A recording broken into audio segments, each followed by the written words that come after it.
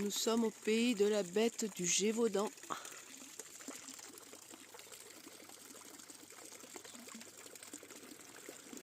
Et coucou! Comment allez-vous? Moi ça va super bien, je suis super heureuse. Et bien ça y est, on a repris le chemin avec mes deux amis. Nous quittons Aumont-Aubrac pour jusqu'à Nasbinal ce soir. 23 km, enfin peut-être 27 parce qu'il y a une déviation, les chemins sont inondés. Mais bon, c'est pas grave. Moi en tous les cas, je suis super heureuse de vous retrouver sur ce chemin de Saint-Guilhem. Alors les deux premières étapes vont être les mêmes que celles du GR65. Et puis après, à Saint-Chély-d'Aubrac, on va bifurquer sur le GR60 pour prendre le chemin de Saint-Guilhem. J'espère que vous aurez le plaisir de me suivre. En tous les cas, je vais essayer de vous faire une petite vidéo tous les soirs, comme d'habitude. Et puis de vous montrer un petit peu tout ce que je vis au fur et à mesure du chemin. Je vous fais des gros bisous. En tous les cas, je suis très contente de vous retrouver. Et puis je vous dis, allez viens, je t'emmène. Allez, on y va.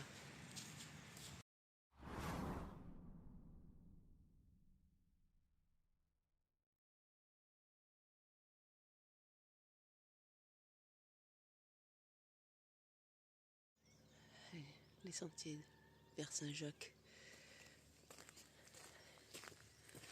Puis regardez, voilà, on attaque les beaux paysages de l'Aubrac.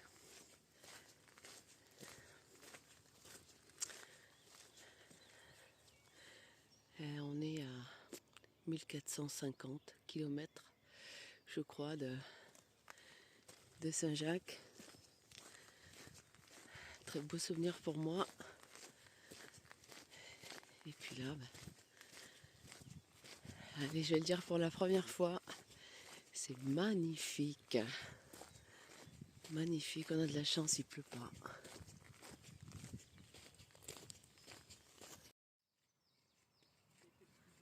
Voilà, je vous offre le lever du soleil sur l'Aubrac. Regardez si c'est beau. Avec la rosée du matin. Ah, c'est magnifique.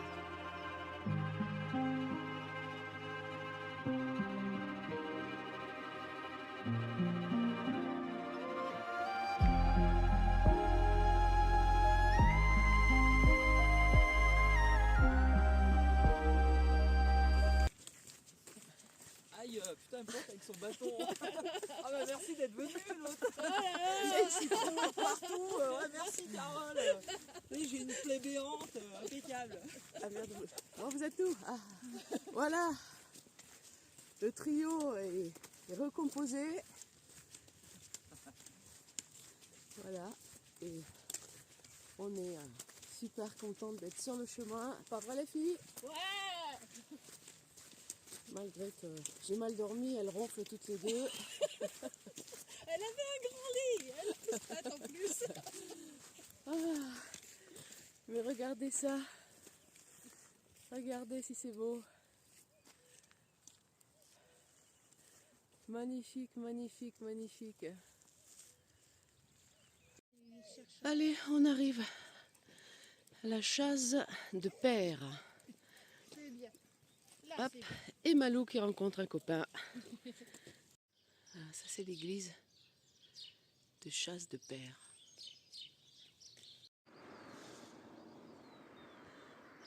Alors on a ici la petite chapelle de Bastide.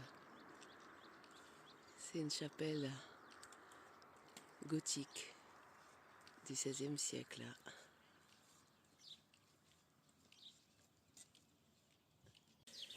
Alors j'en profite un peu où le paysage derrière est fort sympatoche pour vous parler un petit peu de ce chemin de Saint-Guilhem.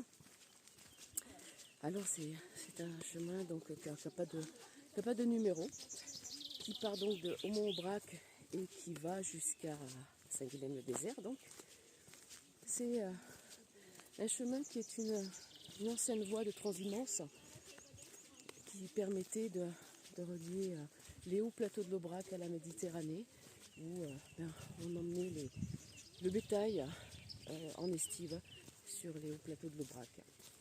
Et puis c'était aussi un chemin commercial qui permettait de transférer grâce à des mulets, des caravanes de mulets, de la marchandise comme de l'huile, de la farine, du cuir, de la laine, du fromage bien entendu, du sel.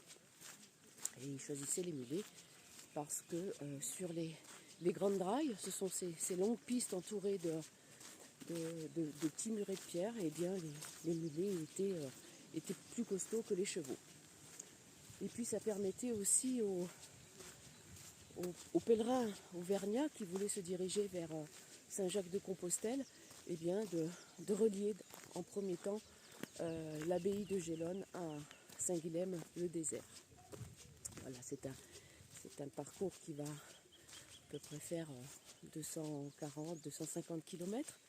Nous allons passer par 4 départements, la Lozère, l'Aveyron, le Gard et l'Hérault. On va traverser les grandes causses de Méjean, de Sauveterre, de Blandasse, les gorges du Tarn. On va descendre dans le cirque de Navacelles. Et puis un peu le Graal de ce chemin, eh bien, ce sera d'arriver à Saint-Guilhem-le-Désert, devant cette abbaye de Gélone. Voilà, je vous ai fait un petit topo de ce chemin, de ce qui m'attend, de ce qui nous attend avec Laurence et Béa et Malou. Ce chemin qui va nous enchanter. En tous les cas, moi je suis hyper contente, bien entendu.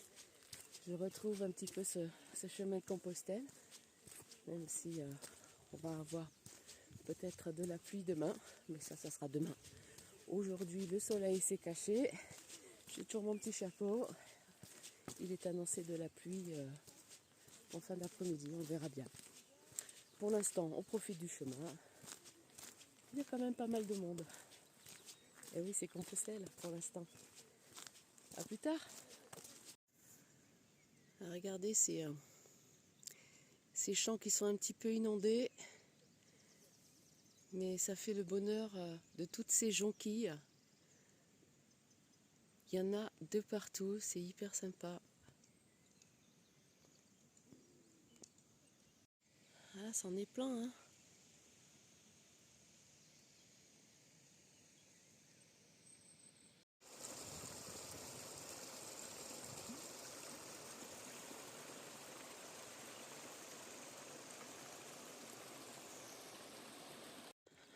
Bon alors, au cas de chemin, on devait prendre sur la gauche pour entrer dans la forêt. Mais en fait, le chemin est complètement inondé.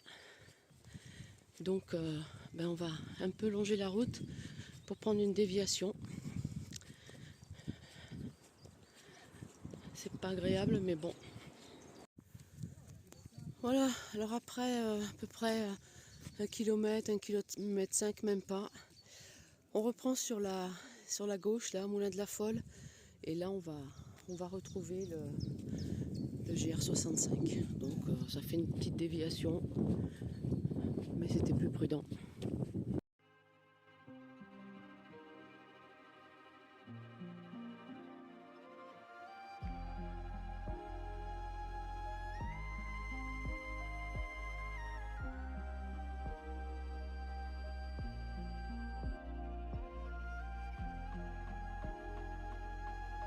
On retrouve le GR65 et puis voilà quoi, c'est un peu la gadoue, mais on va y aller quand même.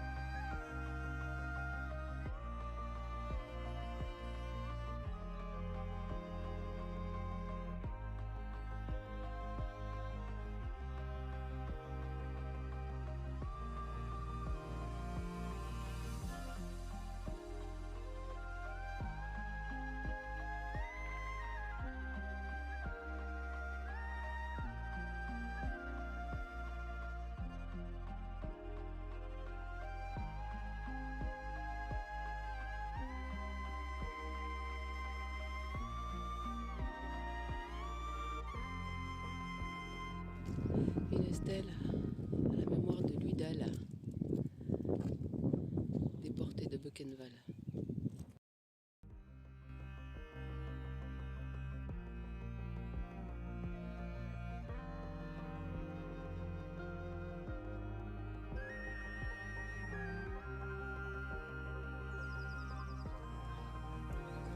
Allez, pour ceux qui ont mal aux pieds.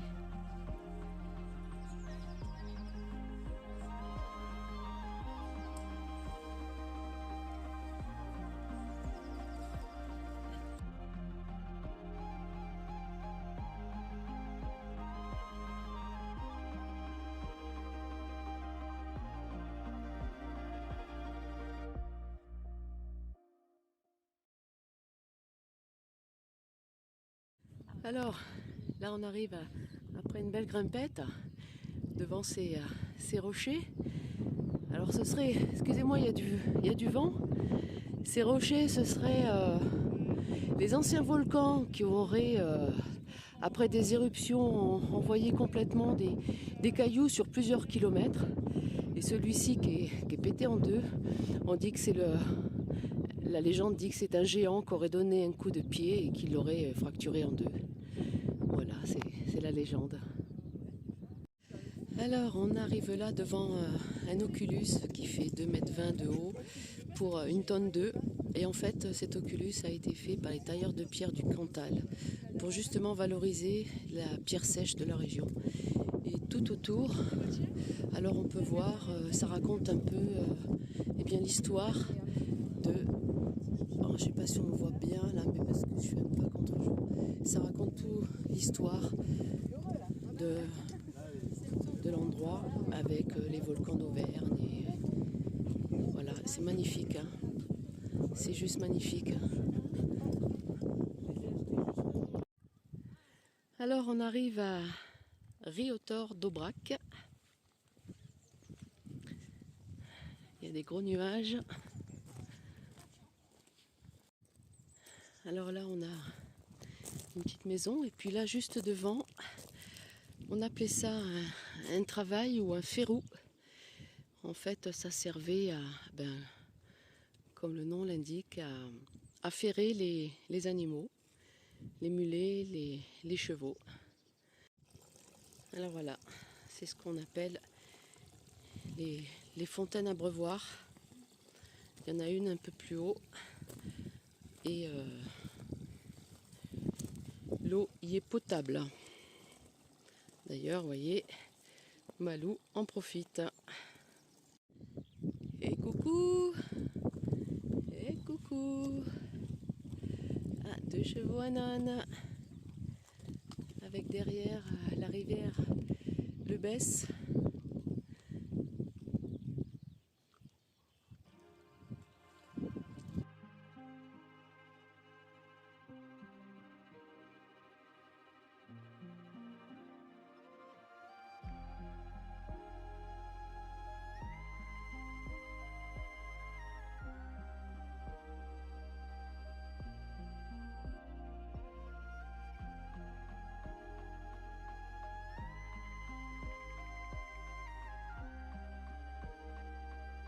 Allez, nos premières vaches d'Aubrac qui sont à côté du pont de Machastrel. Et ce pont enjambe la rivière la Besse. Voilà. Désolée pour le vent. Alors petite rectification, c'est pas la rivière la Besse, mais le Besse. Avec ce pont. Voilà, on arrive à Montgros. La maison en face, c'est le gîte, la maison de Rosalie, où on s'arrête pour ce soir. Et coucou, et bien voilà, on arrive à Montgros, qui est 3 km 500 à peu près de Nasbinal. On aura fait avec la petite déviation de ce matin 25 km 500 à peu près. Pour une première étape, c'est bien. On n'a pas eu la pluie, ce qui est génial déjà. Moi j'ai kiffé cette reprise, j'ai kiffé les paysages, j'ai tout kiffé quoi. Moi je suis hyper contente et puis j'ai hâte demain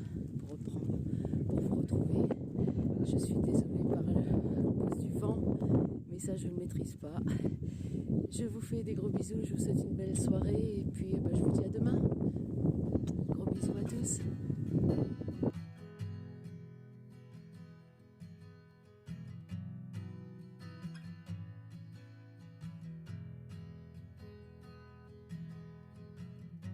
Where's your rush? Where's your hurry?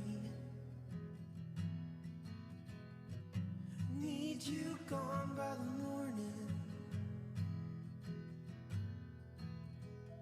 So here's your sign, here's your urgency. Leave me behind like an emergency.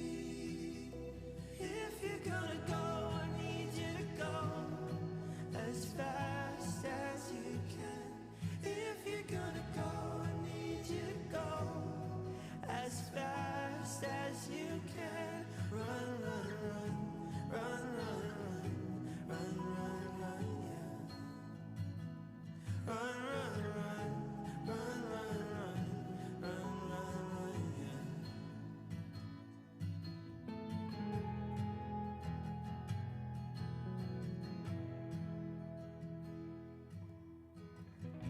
Keep in touch